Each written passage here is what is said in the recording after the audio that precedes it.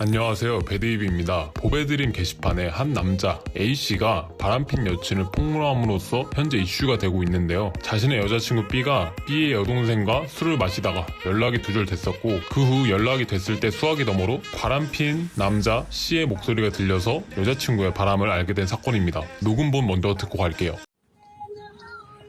누구야? 남자친구야?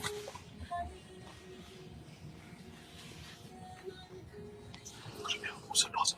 나 안 죽이지. 이거 나 안 죽이지. 옷을 벗어야잖아.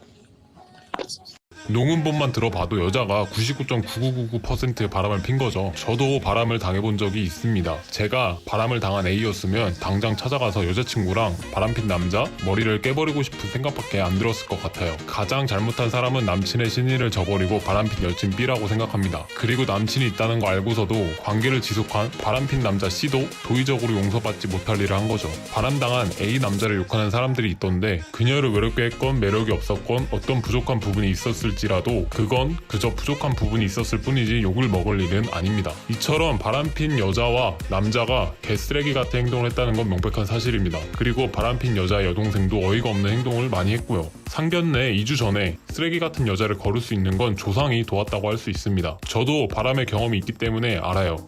같은 거요. 그러나 제가 안타까운 건 A의 대처입니다. 물론 폭로를 하면 속이 시원해지는 효과는 있을지라도 그들이 한 개쓰레기 같은 행동이 사라지지는 않습니다. 앞으로도 또 개쓰레기 같은 연놈들을 만나면 폭로만 하고 말 건가요? 폭로한다고 해서 내 인생이 나아지나요? 물론 바람핀 여자는 지인들에게도 녹음본을 공유하면서 완전 매장을 시킬 수 있을 겁니다. 그러나 남자 인생이 내 인생이 나아지는 건 없을 거예요. 누가 그랬죠? 최고의 복수는 내가 잘 사는 것이라고. 그리고 이건 바람을 당했을 때 대처하는 여러 가지 방법 중에 한 가지이기도 합니다. 그렇기에 저는 이 사건의 본질에 대해서 이야기하고 싶습니다. 제가 생각하는 이 사건이 발생한 이유는 갑을 관계가 형성되지 않았기 때문이라고 생각합니다. 만약 여친 입장에서 남친이 절대로 놓치면 안 될, 정말 내 인생을 바칠 만한 그런 남자였다면 과연 이런 큰 리스크가 있는 바람을 피는 행동을 했을까요? 이미 남친과의 관계에서도 충분한 행복을 느끼는데 바람을 피진 않았을 겁니다. 물론 예외는 존재하겠지만 일반적으로는 그렇지 않았을 거예요. 극단적인 예시를 들어보면 내 여친이 카리나라고 생각해 볼게요. 근데 술집에서 만난 여자랑 바람을 피고 싶습니까? 바람 필 생각이 들지도 않을 겁니다. 그리고 술집 여자를 보면서 내 여친보다 별로네